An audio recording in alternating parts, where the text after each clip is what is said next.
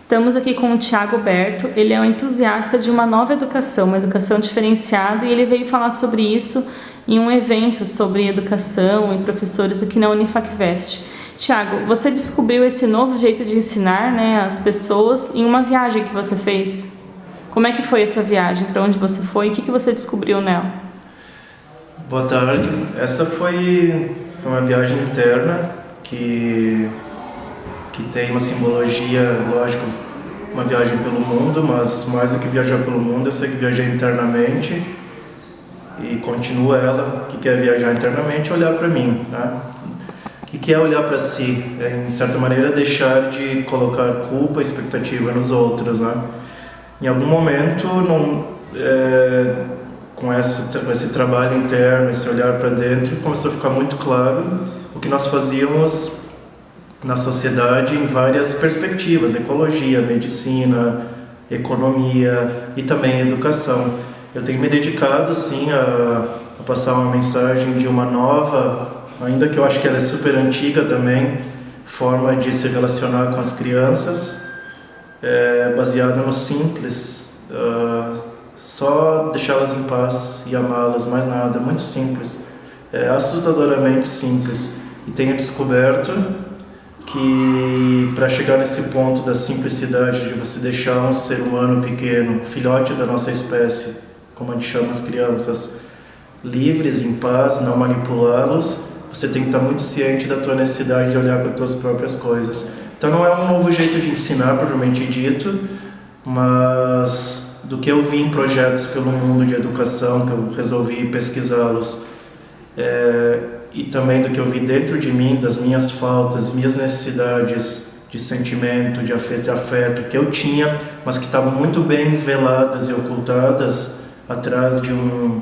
adulto sério, eu percebi que essa educação, a qual hoje eu também me entusiasmo por isso, é um convite primeiro para o adulto se curar e olhar para as suas coisas e, consequentemente, ter uma relação de mais honra e respeito com as crianças, como a gente sempre diz, deixá-las em paz.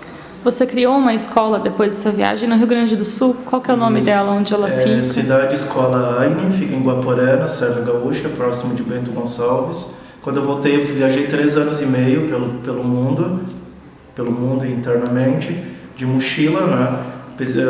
Em algum momento da viagem acabei conhecendo uma escola. O objetivo da viagem não estava sendo isso, mas acabei, como é a vida te coloca em não casualidades, né?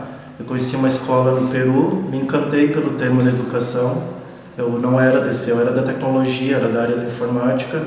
E naquele momento que eu conheci aquela escola, eu estava viajando já 1 ano e pouco pelo mundo.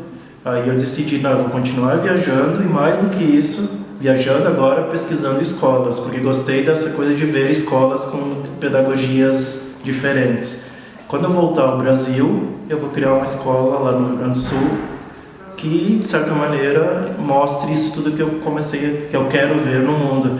Então, a Cidade Escola Aine é isso, é um resultado de uma pesquisa de 42 escolas pelo mundo, 32 nas Américas, 10 na Europa, e uma pesquisa interna também como ser, como adulto, como homem, como ser humano. E ela começou a ser construída em 2015, foram 2 anos e pouco de construção. No início desse ano a gente começou a receber as crianças, né, de 3 a 6 anos de idade. O ano que vem a gente dá um salto muito importante, muito significativo, e daí nós vamos dos 7 aos 13. Então o ano que vem será dos 3 aos 13 anos de idade. Hoje, esse ano, a gente começou com os menores, né? Sim. Você falou que essa escola, a gente estava entrevistando antes, né? Ela é bem diferenciada. Ela não tem salas de aula, não tem sinal, né? Não tem mensalidade. Os professores são pagos de acordo com o que você consegue com suas palestras e com o material que vocês fazem para vender. Além disso, as crianças são livres para aprender o que elas quiserem, mas isso não significa que vira bagunça, né? E elas também se interagem, né, entre as idades, não há uma diferenciação entre idade. Enfim, qual é o modelo ideal para você? É esse ou que hoje a gente aprende na sociedade, né? De que muitos conteúdos e avaliações com notas, que é uma coisa que não tem na tua escola também, né? E planos de aula, que os professores lá também não fazem planos de aula, né? É uma coisa bem diferente, né? Os professores, eles são conduzidos pelos interesses dos alunos, é isso? Exato. Né? Hoje as crianças são o que nós teríamos uma analogia ao ensino infantil, são de uns 3 aos 6 anos, as demandas são menores dessa formalidade, mas igual, bem sabemos que já no ensino infantil, nessa idade, já há cartilha, já há um plano de aula, já, ainda que menos, mas já há toda uma expectativa. E se há violência que a gente consegue cometer e pode cometer com as crianças, é colocarmos a expectativa. Então, mais do que todas as definições, sim, de sermos uma escola, que o que nós propomos é lícito, e não nos achamos a melhor escola do mundo e nem a última, como a gente brinca, na bolacha do pacote. Até porque o nosso projeto não vai existir, a gente criou ele com data para encerrar. Nós devemos ter mais 17 anos de escola só, depois a gente vai fechar a escola. Desde então, intencionar que a gente quer fechar, a gente está levando a mensagem de que não somos a solução do mundo. A gente só quer mostrar uma referência para que professores, professoras, docentes, servidores, diretoras de escola, diretores, secretários de educação, vejam que é possível ter uma referência real, não um PowerPoint, real, prática, de que é possível uma educação que ela não é em síntese tão diferente. Ela é simples, assustadoramente simples. Uma educação que convida a gente deixar, sim, de lado as burocracias, deixar de lado as nuances da normose, a doença que nós somos socialmente cometidos todos, geral, me incluindo a mim. A doença social de sermos normóticos, de acreditarmos em coisas que não são normais. Não é normal colocar um ser humano pequeno numa sala por 4, 5 horas. A gente acredita que é. Como não é normal um monte de coisa. Na minha perspectiva, sem qualquer ideologia ou filosofia, mas tem muita coisa que não é normal, que a gente está tão normótico que a gente acredita que é normal. Então, o que a gente convida é nós irmos no que importa, nos resignarmos, e não é tão fácil ir ao que importa na vida. Nós convidamos os adultos, mamães, papais, professores, professoras a tomar decisões do que importa na sua vida. Que seja uma profunda reavaliação da sua própria existência.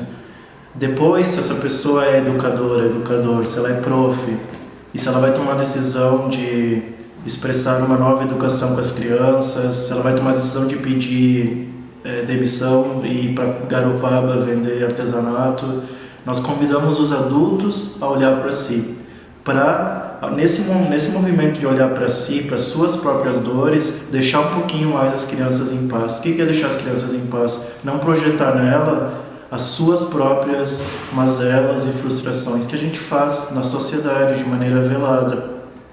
Então eu nem me dou o direito de dizer que eu sou educador e dou grandes pré-definições, assim. Esse é um convite que eu faço de todo o meu coração a quem está vendo o vídeo, que não é uma afronta, na verdade é um abraço, um carinho. Eu sei que não é fácil, o sistema nos molda, mas é um convite a gente pensar que o que importa, em verdade, é a gente só dar carinho para as crianças. Não importa a capital da Dinamarca. É que eu falo assim, como se ela não tivesse acesso a aprender as capitais em 15 minutos. Graças a Deus que estamos numa fase que o conhecimento não é os sacerdotes no templo, né?